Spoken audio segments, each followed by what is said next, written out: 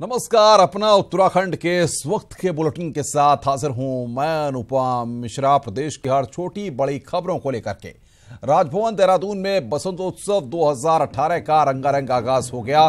कुमाऊं के छोलिया नृत्य की अगुवाई में राज्यपाल डॉक्टर के पॉल और कृषि मंत्री सुबोध उनियाल ने 2 दिनों तक चलने वाले बसंतोत्सव का शुभारंभ किया। बसंतोत्सव में सैकड़ों प्रजाति के पुष्प आम जनता के लिए प्रदर्शनी में रखे गए हैं।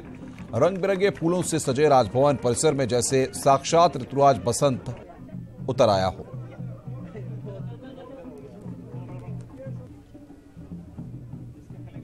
हॉर्टिकल्चर डिपार्टमेंट ने ऑर्गेनाइज किया है। बहुत आपने देखा होगा, बहुत ही नायाब किस्म के बहुत रेयर कुछ फूल जो हैं उनको भी लाया गया यहाँ पे एग्जीबिशन के लिए, ताकि लोगों में इंस्पिरेशन हो और फ्लोरिकल्चर को ज़्यादा से ज़्यादा बढ़ावा मिल सके।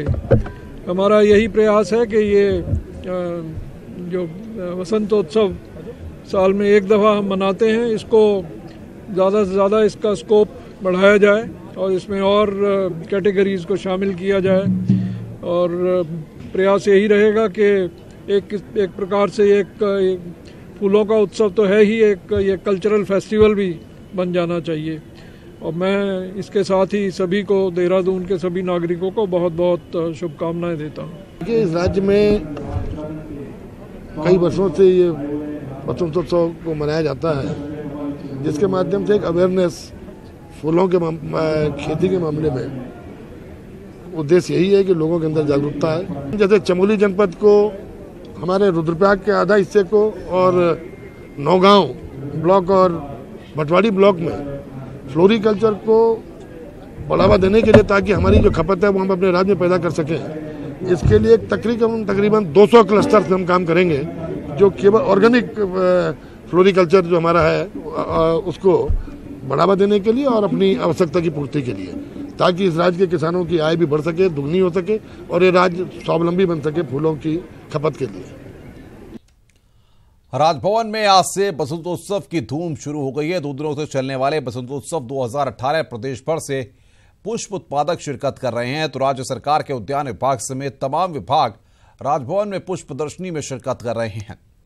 2 दिनों तक चलने वाले इस बसंतोत्सव में क्या रहेगा खास, आइए देखते हैं।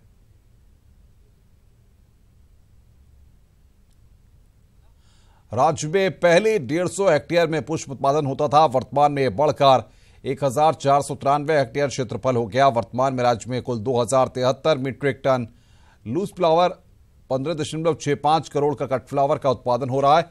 पुष्प उत्पादन का राष्ट्रीय स्तर पर 8वां स्थान है। राज्य में लगभग 200 करोड़ रुपए का फूलों का व्यापार है।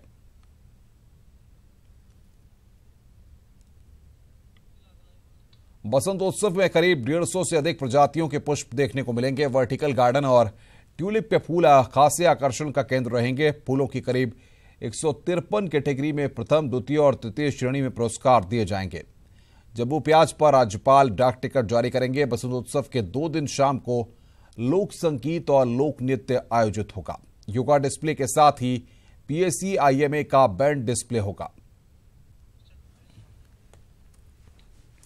और अब बात करते हैं हरीश रावत की। एनएच घोटाले मामले में आज पूर्व सीएम हरीश रावत ने जमकर मीडिया के सामने अपनी बात को रखा है। हरीश रावत ने बीजेपी पर हमला बोलते हुए कहा कि हम अपने खातों की जांच कराने के लिए तैयार हैं, लेकिन क्या बीजेपी भी अपने खातों की जांच कराएगी? घोटाले और कांग्रेस के बैंक अकाउंट पर सियासत जारी है। इसमें कांग्रेस के नेता ही आपस में बटे हुए नजर आ रहे हैं। किशोर उपाध्याय का कहना है कि मैं तब अध्यक्ष था, हरीश रावत जी ने कहा अकाउंट खुलवा दो तो खुल गया। प्रीतम सिंह का कहना है कि मैं अब अध्यक्ष हूं, इससे मेरा कोई लेना देना नहीं है। अब सीधे पूर्व सीएम हरीश रावत जी से पूछ लेते हैं कि अकाउंट खुलवाया किसने सर? देखिए, वो तो आप बैंक में जाकर के चेक कर सकते हैं। नहीं, वो उत्तराखंड प्रदेश कांग्रेस कमेटी के नाम से अकाउंट खुला है। मैं कह रहा हूं उसमें मुझसे पूछने की कोई जरूरत नहीं है, बैंक में जाकर के चेक कर लीजिए। नंबर 1। नंबर 2 बात, इलेक्शन के दिनों की किसी भी गतिविधि के विषय में मुझसे ही पूछा जाए और मैं 28 तारीख को विधिवत तरीके से सबको बुला करके स्थिति स्पष्ट कर दूंगा। क्योंकि मेरे पहले से कार्यक्रम लगे हुए हैं, इसलिए बात नहीं कर पा रहा हूं। अब आप बताएं मुझसे खाते के विषय में कुछ आपको प्रश्न पूछना है तो प्रश्न पूछिए। मेरा प्रश्न ये है कि इलेक्शन हुआ, प्रदेश अध्यक्ष जो पूर्व थे उस समय किशोर उपाध्याय, मैं उस विषय में कोई बात नहीं करने जा रहा हूँ।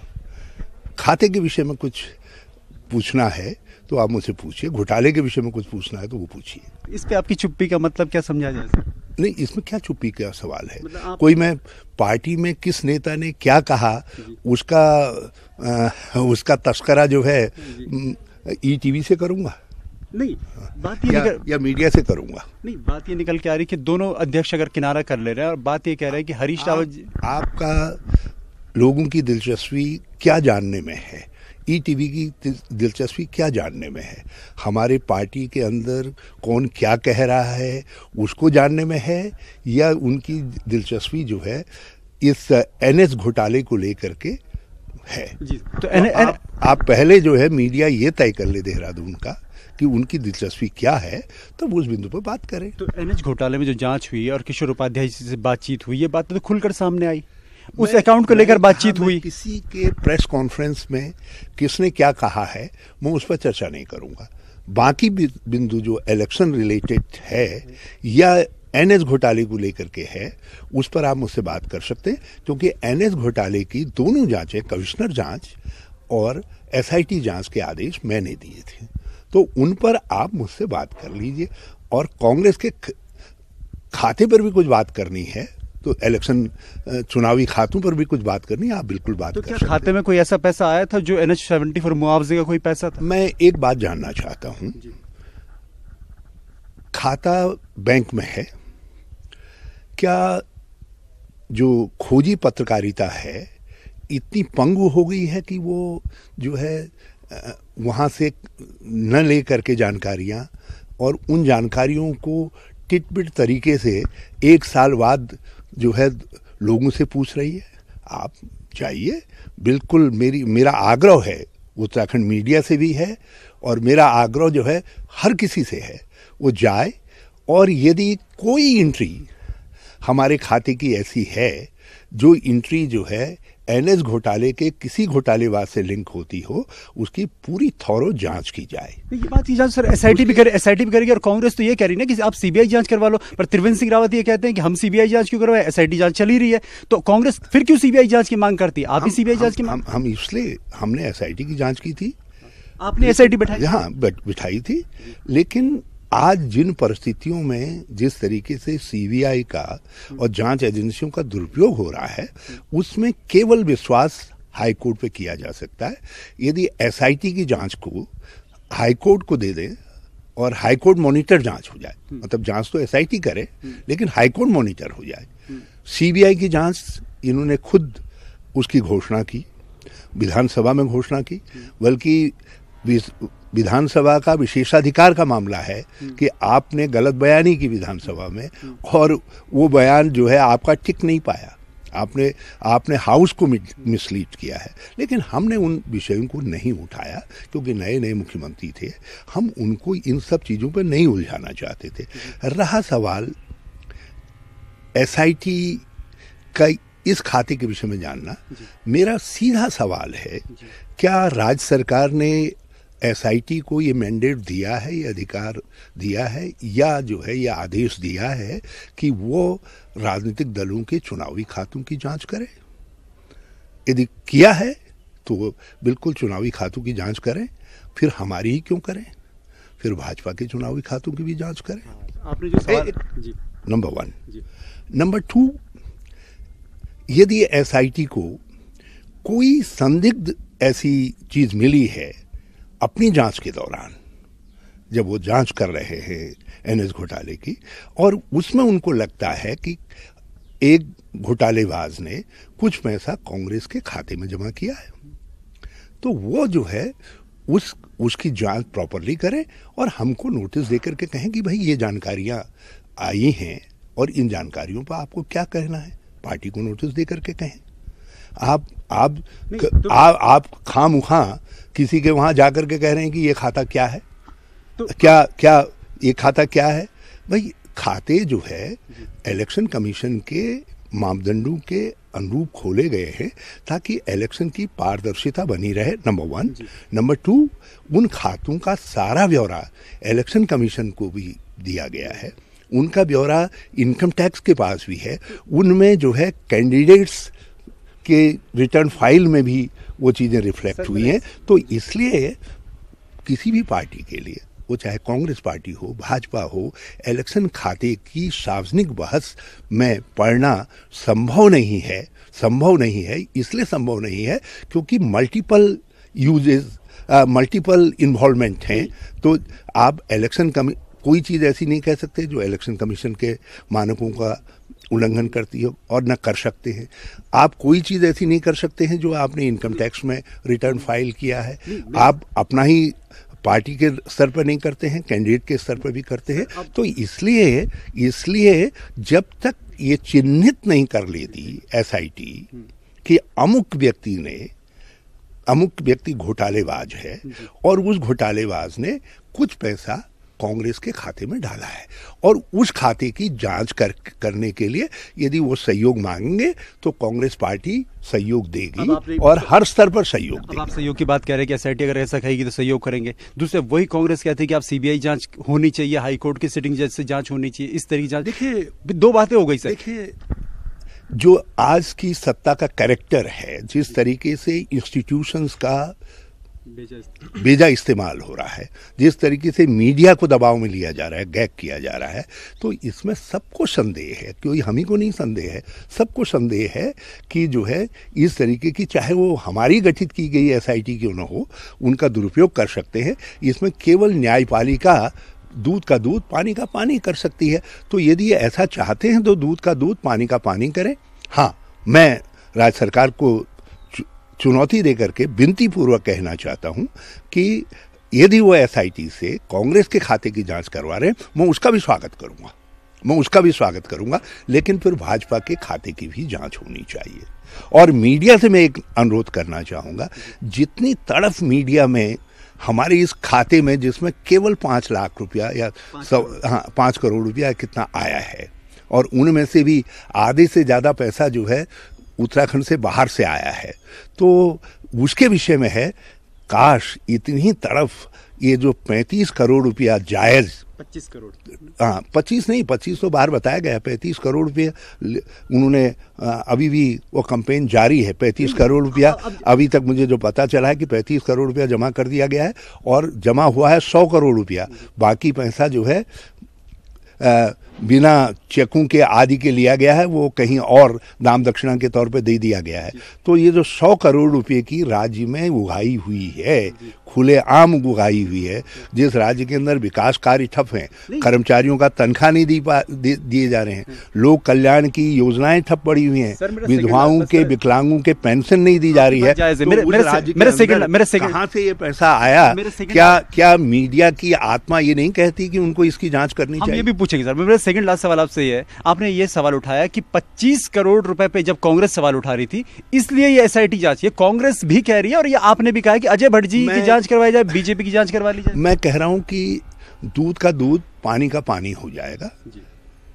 आप एसआईटी को हाईकोर्ट को सौंप दीजिए, वो मॉनिटर कर ले और बिल्कुल हमारे खातों की भी जांच कर ले, बल्कि सारे हमारे चुनावी व्यय की भी जांच कर लें, भाजपा के चुनावी व्यय की भी जांच कर लें, और जो आज ये तथाकथित 35 करोड़ रुपया इस राज्य के गरीब जनता से अधिकारियों के माध्यम से वसूल करवाया गया है, उसकी भी जांच कर ले और हाईकोर्ट इसकी जांच करवा दे। ये इस राज्य में भ्रष्टाचार के उन्मूलन में बहुत बड़ा कदम होगा त्रिवेंद्र सिंह जी का, और मैं उनको बधाई दूंगा और वो हमारी इस चुनौती को स्वीकार करें। फाइनल सवाल ये कि 28 तारीख को आप अकेले सामने आएंगे या सभी नेता एक साथ सामने आएंगे? देखिए, मैं बात करूंगा और यदि और लोग भी आना चाहेंगे तो मैं उनसे भी बातचीत करूंगा। देखिए, उसके विषय में मैंने कोई मन नहीं बनाया है, क्योंकि आप अचानक मेरे शेड्यूल के बीच में आए हैं, तो मैंने समझा कि शायद मीडिया में ज़्यादा बेचैनी है, तो इसलिए मैं 28 तारीख को जो है मैं बात कर लूँगा। धन्यवाद से बातचीत के लिए। तो ये थे पूर्व सीएम हरीश रावत, जिन्होंने आज 2 टूक जवाब दिए, खुले अंदाज में सवालों के जवाब दिए, साफ तौर पर यहां सरकार को चुनौती दी है। उनका कहना है कि मीडिया भी यहां पर थोड़ी जल्दबाजी दिखा रहा है। तो इन सब सवालों के बाद और इस तरह की जो बयानों में कांग्रेस के नेताओं में झलकी है, जल्दबाजी और इस तरह की जो बातें आ रही है, ये कहीं ना कहीं साफ है कि NH-74 का मुद्दा एक बहुत बड़ा मुद्दा है और इस पर बीजेपी और कांग्रेस दोनों को रुख साफ करना होगा। कैमरा पर्सन आशीष तिवारी के साथ दीपांकर भट्ट, ETV न्यूज, देहरादून। यहां रुकना एक ब्रेक के लिए, ब्रेक के बाद जल्द हाजिर होते हैं। उत्तराखंड में एक बार फिर से मौसम ने करवट ली है। मौसम की करवट लेने के बाद पूरे सूबे में तापमान में भी गिरावट आई है। देहरादून की बात करें तो यहां पर हल्की बूंदाबांदी के साथ बारिश हुई है, साथ ही पर्वतीय क्षेत्रों में भी हल्की बर्फबारी हुई है।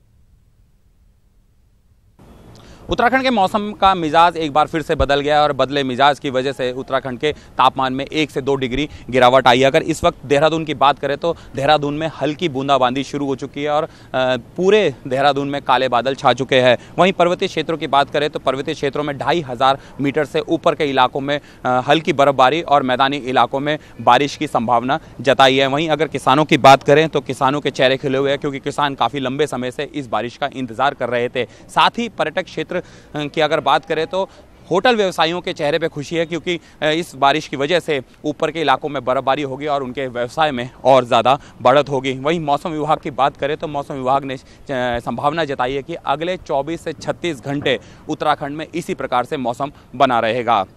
कैमरामैन अनिरुद्ध के साथ किशोर रावत, ETV न्यूज़, देहरादून। आगे बढ़ते हैं। एक महीने से बेटी की तलाश पे दर-दर भटक रहे माता पिता को अब तक कोई सुराग नहीं मिला है। पुलिस प्रशासन के चक्कर लगाकर माता पिता थक चुके हैं, लेकिन PCS अधिकारी का रसूख ऐसा है कि CM के निर्देश के बाद भी कोई सुनवाई नहीं हो रही है। मेरी बेटी 25 तारीख से गायब हुई है। हमें 26 तारीख को दोपहर के बाद जो है पता चला और मुझे शक है कि मेरे दामाद का ही इसमें हाथ है। 30 जनवरी 2018 को एक एप्लीकेशन दिया, जिसकी प्राप्ति भी मैंने प्राप्त कर ली है। उसके बाद भी कोई कार्रवाई नहीं हुई। ये उस लड़की के माता पिता का दर्द है, जिसको उन्होंने शादी करने के बाद खो दिया। 2009 में बड़े अरमानों के साथ SP मिश्रा ने अपनी बेटी प्रीति की शादी रुद्रप्रयाग के टीचर शशिकांत दुबे से की। उसके बाद शशिकांत PCS अधिकारी बन गए और फिर प्रीति और शशिकांत के बीच अनबन की जो कहानी शुरू हुई, वो प्रीति के लापता होने के बाद ही खत्म हुई। फिलहाल माता पिता बेटी की खोज के लिए पुलिस थानों से लेकर CM साहब तक को लेटर लिख चुके हैं, लेकिन कहीं कोई सुनवाई नहीं हो रही। मां के आंसू अब सूख से गए हैं, लेकिन बेटी के वापस आने की आस अब भी माता पिता को बनी है। माता पिता को अपने ही दामाद PCS अधिकारी शशिकांत दुबे पर शक है कि बेटी का अपहरण उनके दामाद ने ही कराया है।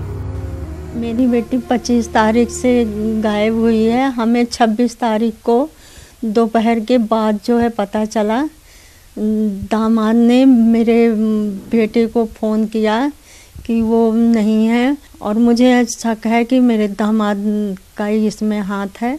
माननीय चीफ मिनिस्टर महोदय जी के पास गया, अपनी एप्लीकेशन दिया इस विषय में सहायता हेतु। तो चीफ मिनिस्टर महोदय का आदेश हुआ माननीय SSP जी को कि तुरंत प्रभावी कार्रवाई सुनिश्चित करें तथा FIR दर्ज कराएं, लेकिन अभी तक मेरी क्रॉस FIR नहीं दर्ज हुई है। तो चलिए अब आपको पूरा मामला बताते हैं। 25 जनवरी को बेटी प्रीति का अपहरण देहरादून के किराए के मकान से होता है।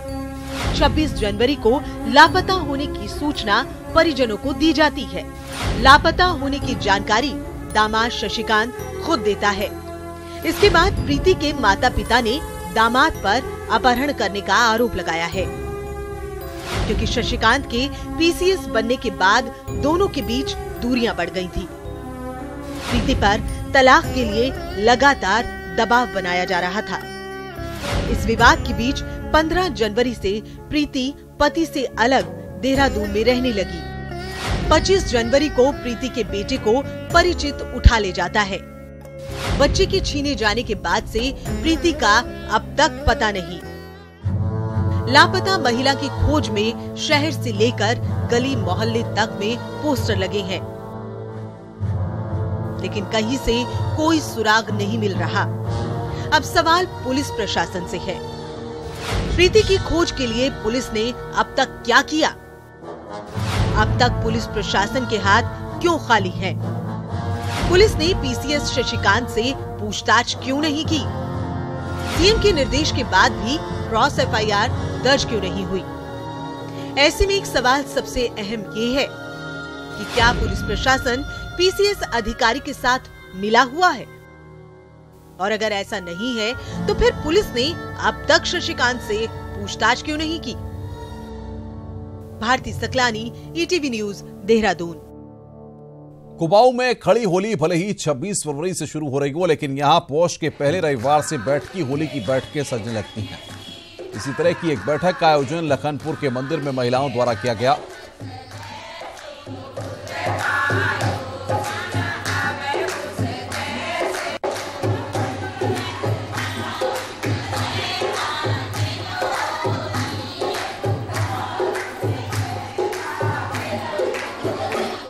इस बुलेटिन में फिलहाल इतना ही। हमारी खबरों को विस्तार से जानने के लिए news18uk.com पर आप लॉग इन करना न भूलें। नमस्कार।